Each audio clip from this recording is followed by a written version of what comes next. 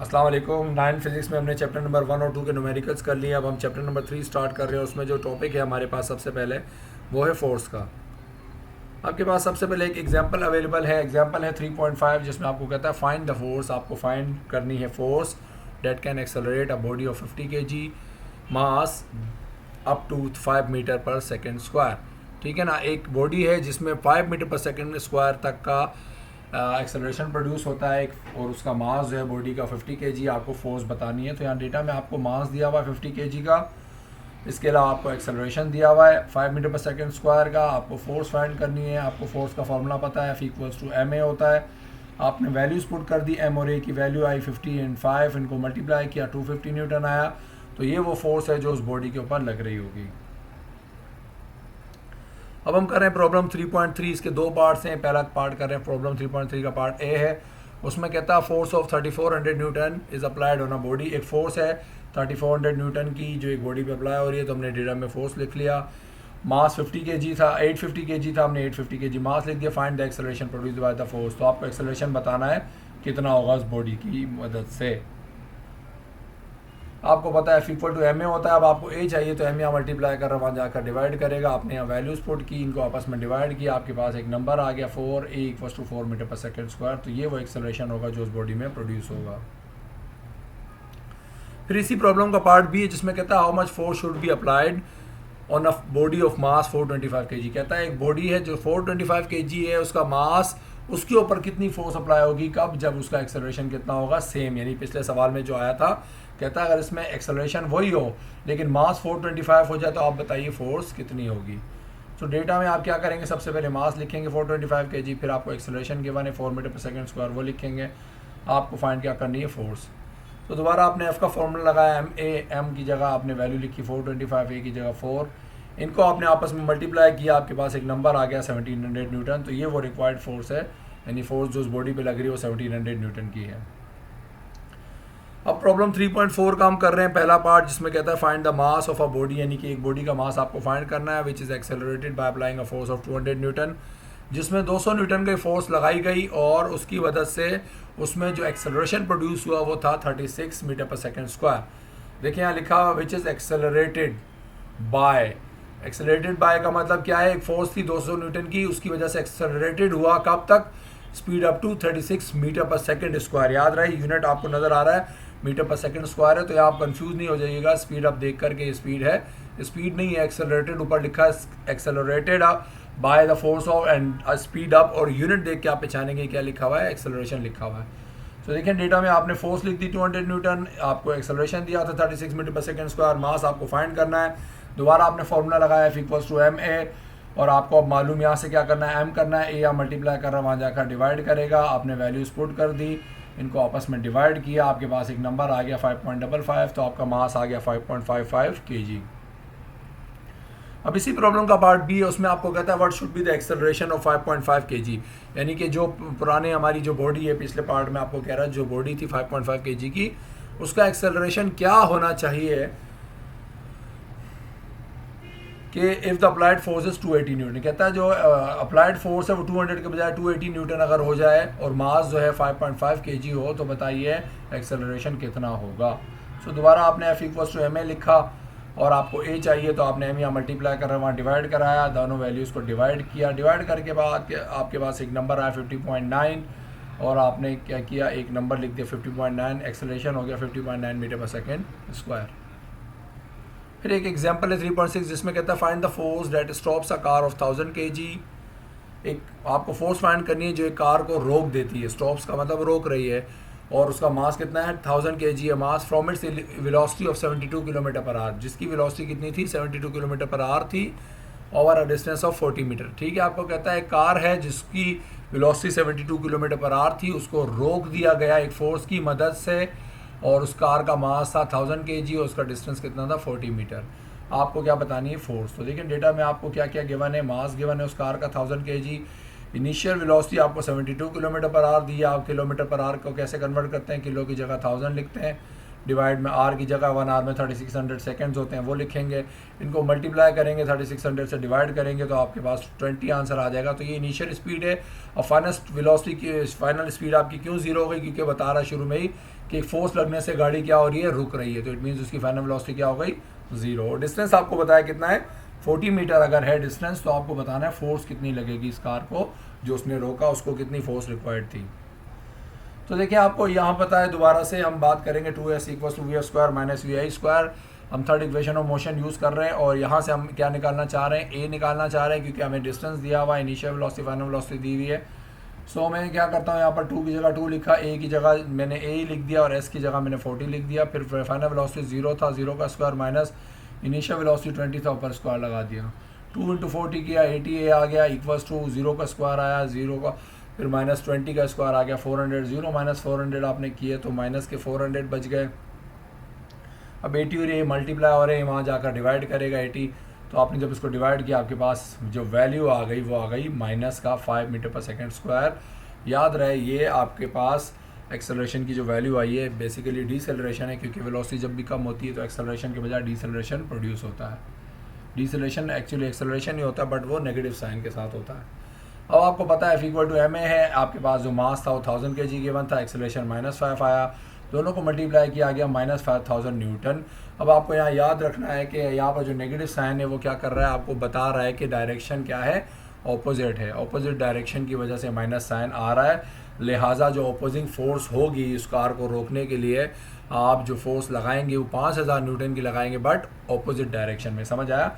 यानी जो माइनस आ रहा है ना, ये सिर्फ आपको बता रहा है ऑपोजिट डायरेक्शन। ऑपोजिट डायरेक्शन का मतलब गाड़ी आगे जा रही है तो फोर्स आप पीछे की तरफ लगाएंगे उसको रोकने के लिए, आगे की तरफ नहीं लगाएंगे। तो ये एक्चुअली आंसर आप दोबारा लिखेंगे और ऐसे लिखेंगे, the opposing force of 5000 Newton is acting on the body. Opposing force of यानी कि फोर्स पॉजिटिव लिखेंगे और अपोजिंग फोर्स कर देंगे कि ऑपोजिट डायरेक्शन की वजह से माइनस आता है।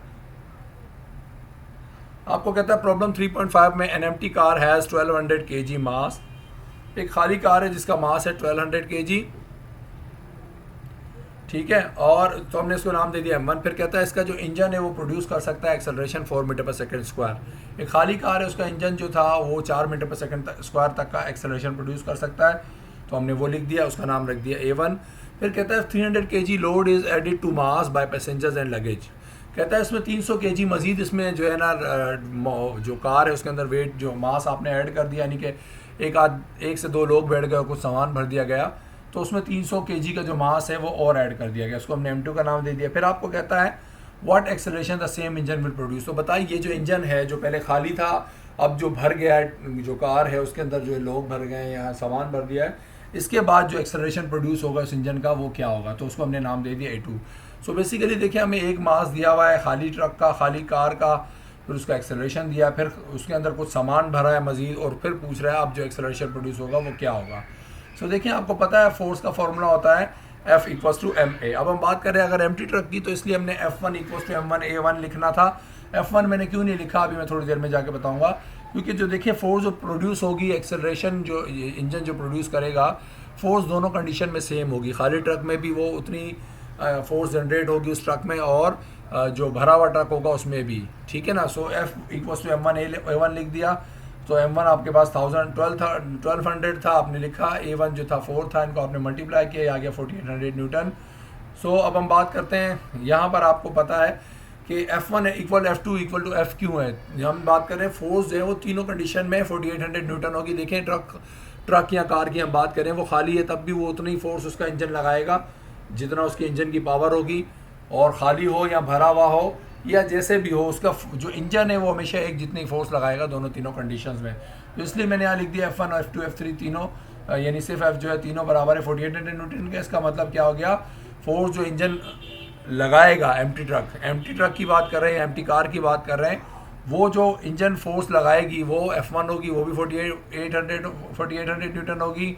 फिर लोडेड जो ट्रक होगा उसके अंदर भी जो फोर्स होगी वो F2 होगी, वो भी 4800 न्यूटन होगी। और सिर्फ हम ट्रक की या कार की बात करें तो वो फोर्स भी जो होगी वो क्या होगी, 4800 न्यूटन होगी। इसलिए हमने कहा F लिखें, F1 लिखें, F2 लिखें, तीनों की जगह हम कुछ भी लिख दें कोई फ़र्क नहीं पड़ता, क्योंकि तीनों हमेशा क्या होंगे, बराबर होंगे, ठीक है ना। मैंने यहाँ जनरली कार के बजाय ट्रक लिख दिया तीनों जगह।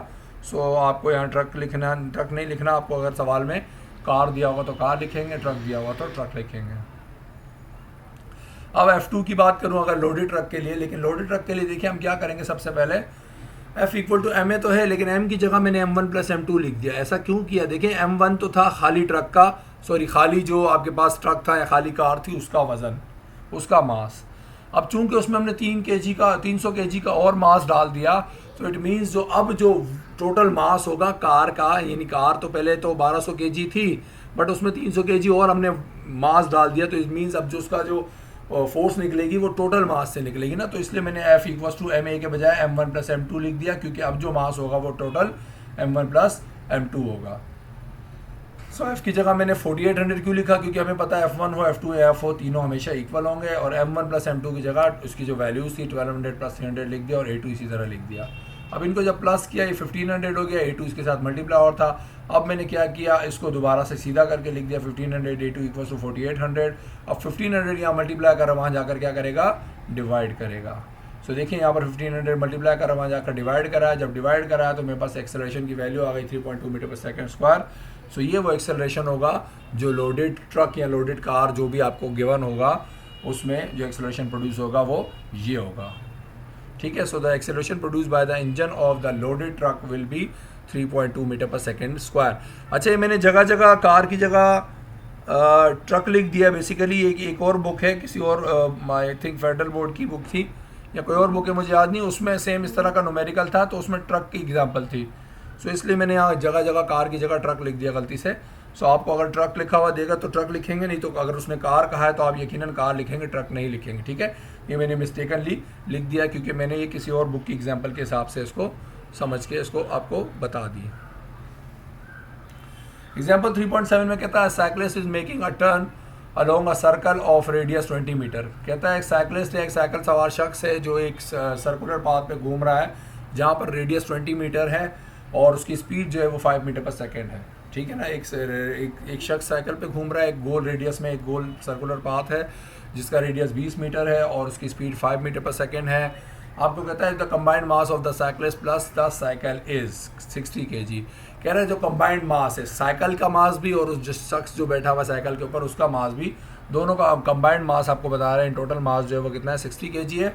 तो आपको बोल रहा है calculate the static friction that the road exerts on the tyres, ठीक है ना।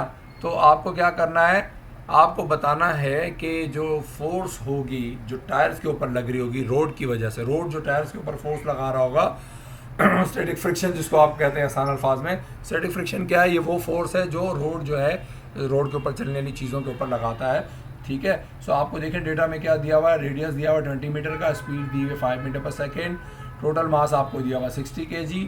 आपको जो फाइंड करना है वो एफसी कहते हैं सेंट्रीपिटल फोर्स को। सेंट्रीपिटल फोर्स क्या है, जब कोई बॉडी एक सर्कुलर पाथ पे घूमती है तो उसके अंदर जो फोर्स प्रोड्यूस होती है वो सेंट्रीपिटल फोर्स होती है।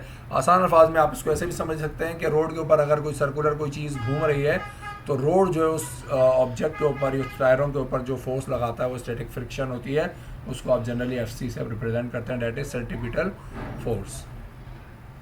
तो देखिए सेंट्रीपिटल फोर्स का फॉर्मूला होता है, आपको सबसे पहले बताना चाहिए static friction by the road on tyres equals to f c. आप एफसी से रिप्रेजेंट करते हैं और एफसी का फॉर्मूला होता है mv² अपॉन आर। m मास है, v वेलोसिटी है, r रेडियस है, ठीक है। सो यहाँ पर स्पीड की बात करें, v स्पीड है, ठीक है। सो हमने बात किया m की जगह हमने m की जो वैल्यू थी 60 वो लिखा, स्पीड जो 5 थी 5 लिखा, ऊपर स्क्वायर लगा था स्क्वायर लगा, नीचे रेडियस की वैल्यू पुट कर दी 20। सो देखा 60 ऐसे लिखा, 5 का स्क्वायर 25 आया, डिवाइड में 20 था। अब 60 को 25 से मल्टीप्लाई किया, आपके पास आ गया 1500, डिवाइड में फिर 20 लिखा था, उसको डिवाइड किया, आपके पास एक नंबर आ गया 75 न्यूटन। तो ये वो फोर्स होगी जो रोड लगा रहा होगा टायर्स के ऊपर। Thus road must exert a force of 75 Newton on the tyres. तो ये वो फोर्स होगी लाजमी जो उन टायर्स के ऊपर रोड की वजह से लग रही होगी। प्रॉब्लम 3.7 है, उसमें आपको कहता है car is running on a circular path of highway having about 1000 meter radius. एक कार है एक सर्कुलर पाथ पे हाईवे के जो है घूम रही है और जो है आपको कहता है जिसका रेडियस जो है 1000 मीटर है। फिर कहता है the mass of the car is 600 kg। जो कार का मास है वो 600 kg है और उसकी जो वेलोसिटी है वो 72 किलोमीटर पर आवर है, ठीक है। कार का मास आपको दे दिया, उसकी वेलोसिटी या स्पीड जो है 72 किलोमीटर पर आवर है। आपको कहता है find centripetal force exerted by the car तो सेंटीपिटल फोर्स आपको बतानी है क्या होगी, दूसरा centripetal acceleration of the car बतानी है आपको। ठीक है, आपको डेटा में देखें रेडियस दिया हुआ 1000 मीटर का, मास दिया हुआ है, इसके अलावा आपको स्पीड या वेलोसिटी दी है। वेलोसिटी आपको 72 किलोमीटर पर आवर दी। आप किलोमीटर पर आवर का मतलब इसको 1000 से मल्टीप्लाई कर देंगे, किलो का मतलब 1000 से मल्टीप्लाई करना, डिवाइड में आर का मतलब 1 आवर के सेकेंड जो होते हैं 3600 सेकेंड से डिवाइड करना। तो इनको मल्टीप्लाई डिवाइड करेंगे तो आपके पास आएगा 20 मीटर पर सेकेंड। इसके अलावा आपको मास गिवन है 600 kg। आपको सेंटीपिटल फोर्स जो है FC वो फाइंड करनी है, सेंटीपिटल एक्सेलरेशन जो है AC वो फाइंड करना है। सो देखिए हमें पता है सेंटीपिटल फोर्स का फॉर्मूला होता है mv²/r। सो हमने क्या किया, m की जगह 600 लिखा, v² की जगह 20 का स्क्वायर लगाया, अपॉन r की जगह उसकी वैल्यू पुट कर दी, फिर 20 का स्क्वायर निकाला, 400 आ गया। अब 400 और 600 को हम आपस में मल्टीप्लाई कर देंगे तो ये आ जाएगा आपके पास एक नंबर आ गया। ठीक है ना, और ये आप नंबर जो लिखेंगे 2,40,000। ठीक है ना, आप इसको क्या कर देंगे, डिवाइड कर देंगे 1000 से। ठीक है, सो आप जब इस नंबर को डिवाइड कर देंगे 1000 से तो आपके पास एक नंबर आ जाएगा, डेट इज़ 240 न्यूटन। सो ये वो फोर्स होगी जो आपसे पूछी गई थी, सेंटीपिटल फोर्स होगी वो क्या होगी आपके पास, ये होगी। ठीक है, अब हम बात करते हैं, हमें पता है F = ma होता है तो FC = mac होगा, सेंटीपिटल फोर्स होगी तो एक्सेलरेशन भी सेंटीपिटल होगा। ठीक है, सो हम बात करते हैं FC = mac। तो हम बात करते हैं FC की जगह हमने FC की जो वैल्यू है 240 वो लिख दिया, M की जगह 600 लिख दिया, AC की जगह ऐसे ही लिख दिया, AC क्योंकि हमें AC भी रिक्वायर्ड है। ठीक है, अब ये 600 इससे यकीनन आप देख सकते हैं यहाँ पर क्या हो रहा है, मल्टीप्लाई हो रहा है। तो वहाँ जब जाएगा वहाँ जाकर क्या करेगा ये डिवाइड। तो देखिए 600 यहाँ मल्टीप्लाई करते हैं, यहाँ जाकर डिवाइड करा दिया, इसको जब हम आपस में डिवाइड करेंगे तो आपके पास नंबर आ गया 0.4। उसको मैंने सीधा करके लिख दिया 0.4 मीटर पर सेकेंड स्क्वायर। तो ये वो एक्सेलरेशन होगा, सेंटीपिटल एक्सेलरेशन होगा जो उस कार में प्रोड्यूस हो रहा था। ठीक है जी, फिर आपके पास एक लास्ट प्रॉब्लम है जिसमें कहता है प्रॉब्लम 3.8 है, उसमें कहता है a block is placed on a wet slippery floor. एक ब्लॉक को एक खुश्क क्या कहते हैं गीले एक स्लिपरी फ्लोर है जहाँ पर रखा गया है। ठीक है ना, और कहता है the mass of block is 15 kg। जो मास है उस ब्लॉक का वो कितना है, 15 kg है। ठीक है, and then it is pulled through a string and spring balance. और उसको बाद में जो है एक रफ्तार की मदद से आपने स्प्रिंग बैलेंस की मदद से उसको घसीटा। It shows force equal to 3 newton, और उसने 3 न्यूटन की फोर्स आपको बताई। आपको क्या करना है यहाँ पर, आपको ये करना है कोफिशिएंट ऑफ फ्रिक्शन फाइंड करना है। कोफिशिएंट ऑफ फ्रिक्शन क्या है, दो सरफेसेस के दरमियान जो फोर्स लग रही होती है उसको कहते हैं जनरली कोफिशिएंट ऑफ फ्रिक्शन। यानी दो अलग अलग सरफेसेस हैं, मान लीजिए आप एक कोई भी बॉडी एक फर्श के ऊपर मौजूद है, किसी लकड़ी के ऊपर, उसको जब हम मूव कराते हैं सो बेसिकली उनका जो रेशो होता है, दोनों अलग अलग सरफेसेस का जो रेशो होता है उसको कहते हैं कोफिशिएंट ऑफ फ्रिक्शन। मास आपको गिवन है 15 kg, आपको फोर्स गिवन है 3 न्यूटन। यहाँ आप FS लिख रहे हैं, ठीक है ना, क्योंकि हम बात कर रहे हैं यहाँ पर जो हम फ्रिक्शनल फोर्स की बात करेंगे वो हम निकालेंगे, उसको जनरली हम यहाँ बात करते हैं FS से। और कोफिशिएंट ऑफ जो फ्रिक्शन होता है उसको हम रिप्रेजेंट करते हैं म्यू से। ठीक है ना, म्यू क्या है, सिंबल है कोफिशिएंट ऑफ फ्रिक्शन का। सो आपको देखिए एक मास गिवन है और आपको फ्रिक्शन जो है आपको फोर्स आपको गिवन थी। ठीक है, वो थी 3 न्यूटन। सो अब हम बात करेंगे म्यू, यानी कि आपको कोफिशिएंट ऑफ फ्रिक्शन फाइंड करना है। देखिए F का फॉर्मूला होता है म्यू W। W आपको पता है वेट होता है, और आपको पता होना चाहिए कि वेट खुद जो है किसके बराबर होता है, mg के। इसलिए FS = म्यू और W की जगह क्या आ जाएगा, mg आ जाएगा। तो FS का फॉर्मूला बना म्यू और इस W की जगह मैंने लिख दिया mg।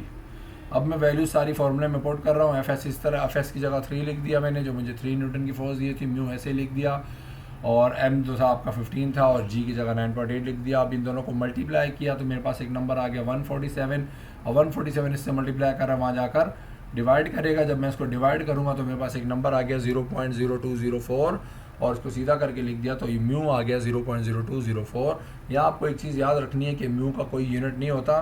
देखिए मैंने म्यू का कोई यूनिट नहीं लिखा क्योंकि मैंने बताया ये दो एक जैसी चीज़ों के दरमियान रेशो है। ठीक है ना, रेशो में डिवीजन अगर दो एक जैसी चीज़ों का आ जाए, एक जैसी क्वांटिटीज़ का आ जाए तो उसका कोई भी यूनिट नहीं होता।